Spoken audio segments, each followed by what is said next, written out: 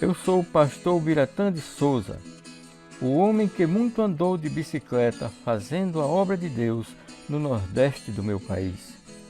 Vou contar a história de algumas viagens feitas de bicicleta.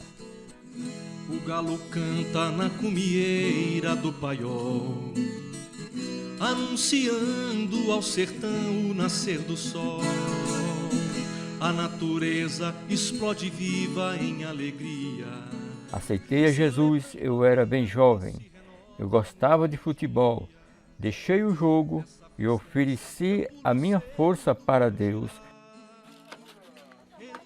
Na verdade, o melhor tempo para se pregar o Evangelho é quando se tem força. Eu não tinha ideia do que vinha pela frente.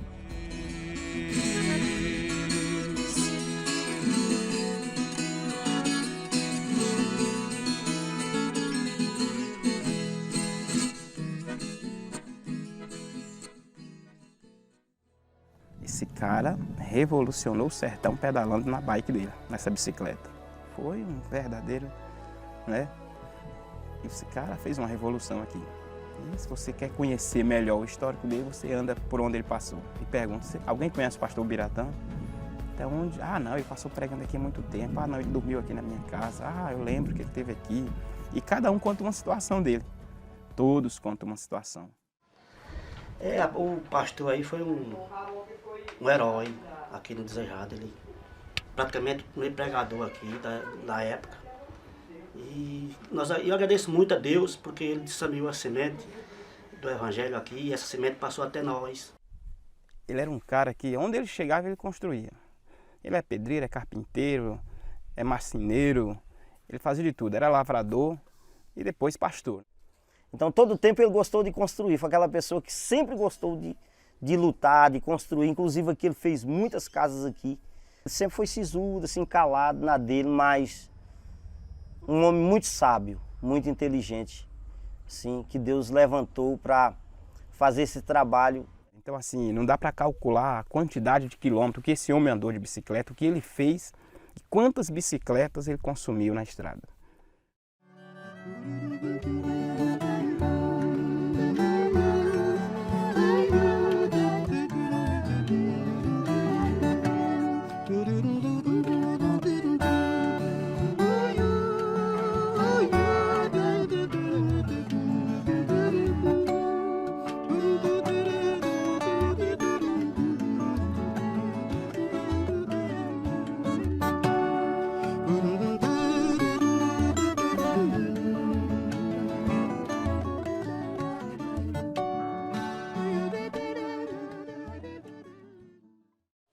Trouxeram o pastor Biratã.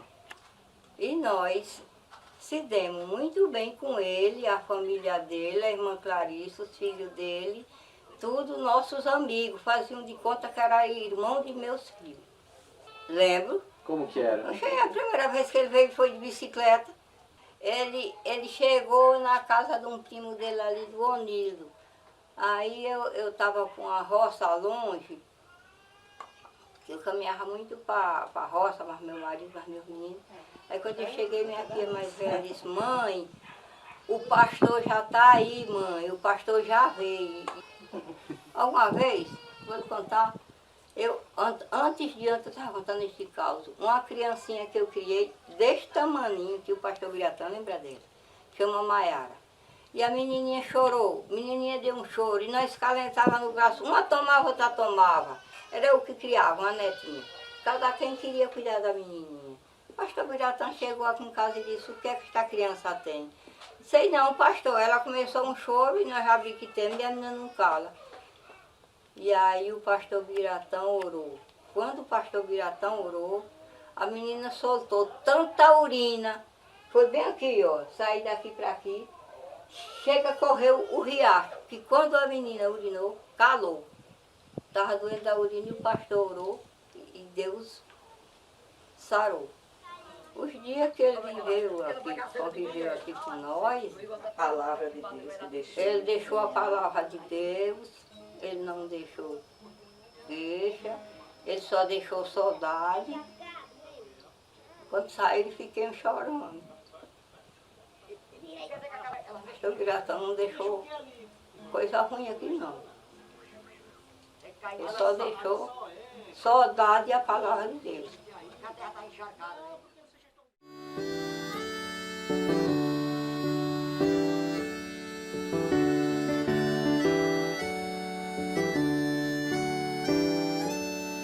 Como são lindos os pés que levam um amor. Como são lindos os pés que levam a esperança. Como são lindos os pés que levam a cura. Como são lindos os pés que correm pra ti, Jesus. Calça em mim as tuas sandálias. Calça em mim as tuas sandálias. Calça em mim as tuas sandálias. Meu Jesus.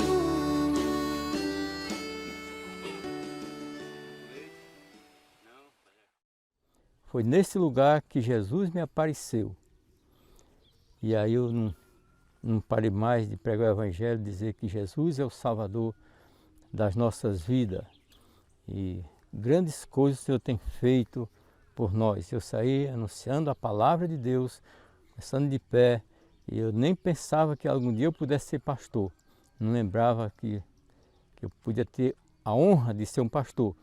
Mas eu sabia que Deus estava me enviando para pregar o Evangelho de uma forma maravilhosa. E eu era bem jovem, eu tinha 22 anos. E eu sentia muita força. Eu pedi a Deus que eu queria gastar minha força na obra dele. Eu vi o Espírito Santo atuou. Como que a glória de Deus desceu ali naquele lugar, naquele pé de manga, né? E aí eu vi uns guitarras para aqui, guitarra com lá, glória a Deus, né? Aleluia. E o pastor Biratã ficou como quem estava fora de si naquela hora, né? E não falava línguas, mas a gente viu que ele sentiu o impacto do Espírito Santo. Aí eu vi que, como que Jesus aparecia, eu vi as mãos de Jesus, eu vi o demônio correndo, eu vi o sangue de Jesus. E aí eu faltei o fogo. Aí não consegui mais tomar fogo, não. Eu digo, agora pegou. Eu comprei um chapéu, escrevi uma frase: ao Deus desconhecido, Atos 17, 23. Então aquela história de Paulo, eu baseei ali. Aí eu saí em todo o município de Riachão das Neves, evangelizando, e fiquei conhecido ali como crente. Quem estava por o crente já sabia, era eu. O Biratã, ele morava em Curimatá e ele fazia essa rota de Curimatá para Júlio Borges, são 42 quilômetros.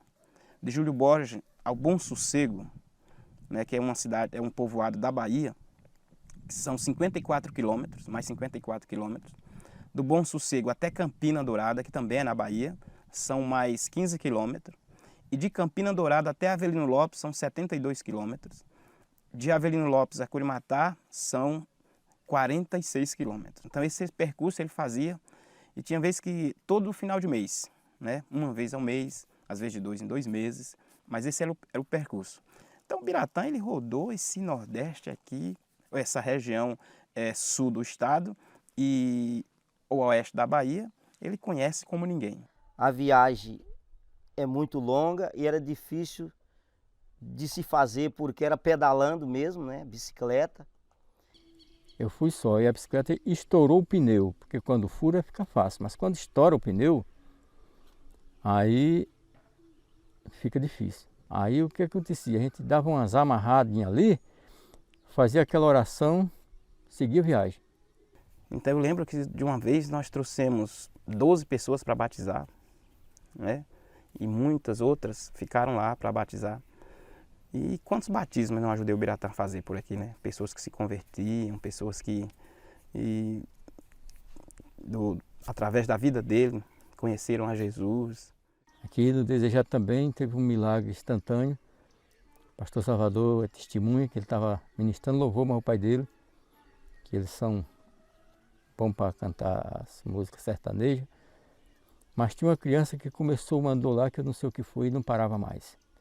E chorando, aí eu mandei parar o louvor e chamei a criança. E oremos ali, e a criança também sarou e calou instantaneamente. Da outra vez que a gente foi lá, já estava a mãe, a avó, crente.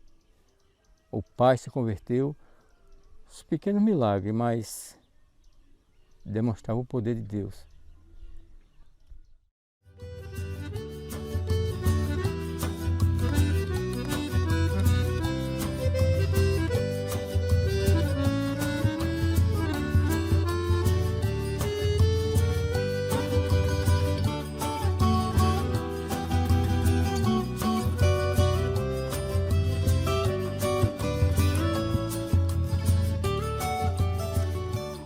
Eu me alegro muito, porque pelo poder de Deus, tem esta igreja aqui, tem mais outra ali, e o povo mesmo estão aí, os que se converteram.